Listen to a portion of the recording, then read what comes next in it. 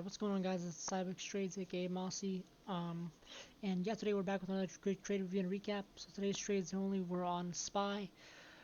And yeah, let's go ahead and walk in through with another day log, trade log, whatever you want to call it. So today we had QQQ SPY, the usuals, and then FedEx and CRM for FedEx for the downside, CRM for upside, Adobe for the upside, and PANW for the downside.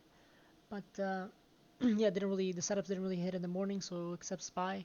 And let's go ahead and look through what I was looking at. So the goal here was to, uh, if we're going to look at the plan here, we were in the pre-market. Yesterday we sold off, and as you guys can see, pre-market we sold off. Now at the end of the power hour, we went back up to 518, and then slowly we gapped down back into 517 to around here, 517 and a half or so.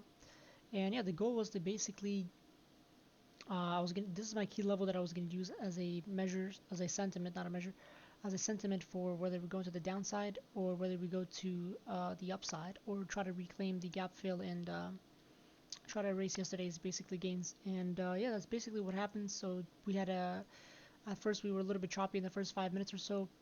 As you guys can see, we opened here. Not choppy, but we kind of consolidated here.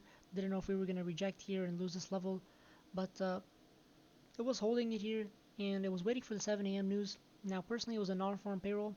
I wasn't expecting it to be that much of a huge candle pop, because usually these type of candles, I'm not too familiar with it on news like non-farm payrolls affecting it that much. But I guess it was one of those days that it did really affect it, and the volume just came in instantly. As you guys can see, volume was low, and then boom, instantly we hit all the way to 520. And then this is where I took my first trade here. As you guys can see, we came back, we tested 519.50 on the key level that I had marked here. I entered two contracts of the 521 calls, and then yeah, well, actually originally my first trade was here because I thought we weren't gonna get a retest.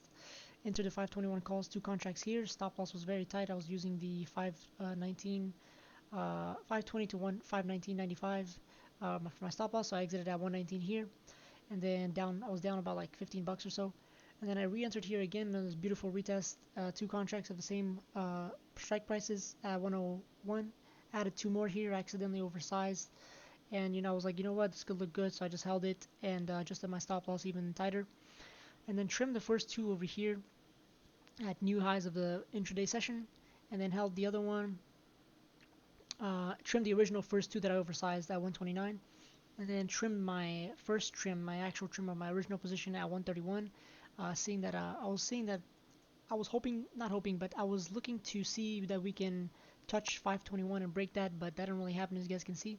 So I trimmed my first position there, and then I exited my original trade, basically trade plan here. And this is where actually I went kind of wrong, because this is where I start to overtrade it. This is where I start to overtrade it basically, and I entered once again seeing this.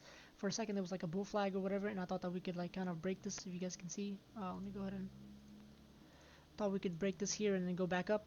But yeah, basically jumped in the same contracts again. 521 calls, 132. Stop loss was really tight, so below this 520 or so area here, 520.25, and then exited here at 119, so gave back some gains. Originally I was up about 75 bucks when everything was closed before I overtraded, and then entered here again the same contracts at 132.